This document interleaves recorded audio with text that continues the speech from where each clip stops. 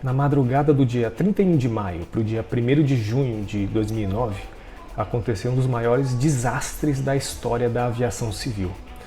O voo AF447 da Air France, com 228 pessoas a bordo, desapareceu durante uma tempestade sobre o Oceano Atlântico durante um voo do Rio de Janeiro para Paris. As caixas pretas, que elucidariam várias das causas do acidente, só foram encontradas quase 2 anos depois e com a ajuda decisiva de modelos estatísticos. Eu sou Daniel Takata e vou contar essa história hoje. Esse acidente com o avião da Air France chocou o mundo na época, até porque se tratava de um avião comercial avançado de alta tecnologia. E esse foi o pior acidente da história da aviação francesa e também o acidente mais mortal da aviação comercial mundial desde 2001. Eu não vou entrar em detalhes acerca do acidente em si, primeiro porque não é o objetivo desse vídeo e segundo porque eu não sou nenhum especialista em aviação.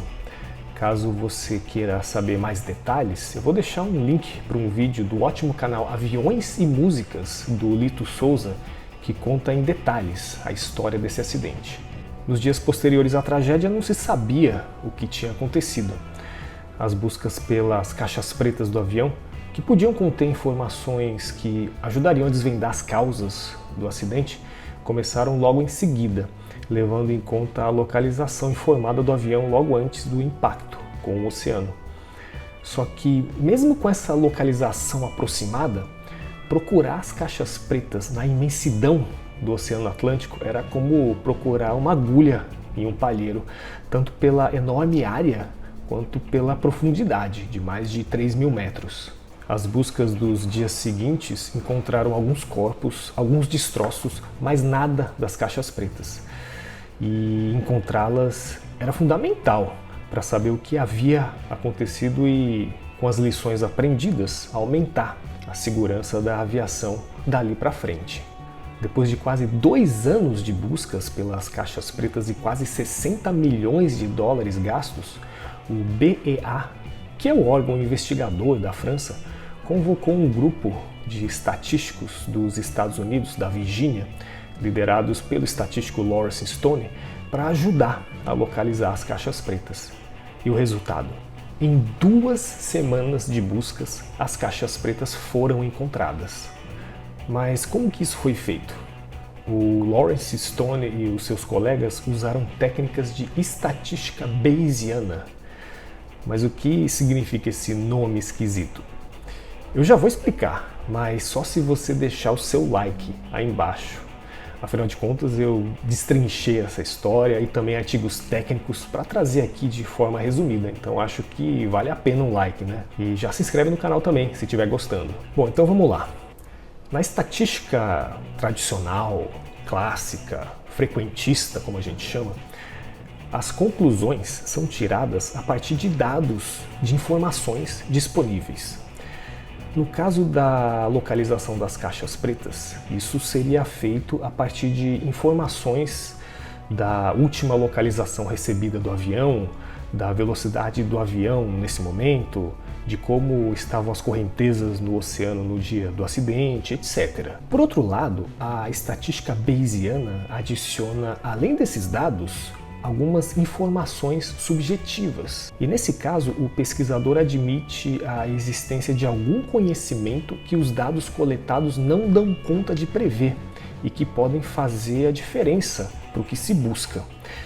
Esse nome exótico, Bayesiana, se deve ao matemático e pastor presbiteriano inglês Thomas Bayes, que formulou o Teorema de Bayes, que é a base para esses cálculos. No caso do acidente do avião da Air France, os estatísticos introduziram como informações subjetivas adicionais dados de 4 buscas anteriores pelas caixas pretas que haviam falhado. Esse gráfico mostra a distribuição das probabilidades de onde o avião teria caído antes de considerar essas informações das buscas que falharam. Essa é o que a gente chama de distribuição a priori, ou seja, antes de considerar as informações adicionais.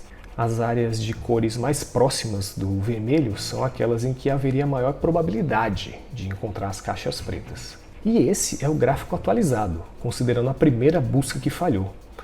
Agora a gente tem o que a gente chama de distribuição a posteriori, ou seja, posterior à adição dessas informações. A gente vê agora o aumento de áreas azuis, em que a probabilidade de encontrar as caixas pretas seria muito baixa, ou seja, não valeria a pena gastar esforços em buscas nessas regiões. Para chegar no último gráfico da distribuição a posteriori, depois de todas as buscas que falharam, os pesquisadores consideraram também que havia uma probabilidade de as buscas anteriores terem procurado no lugar correto, mas por algum motivo não encontraram as caixas pretas. Ou seja, era mais uma informação subjetiva adicionada ao modelo estatístico. Assim, eles determinaram que as caixas pretas poderiam estar próximas de um lugar que antes havia sido descartado, por já ter sido vasculhado antes.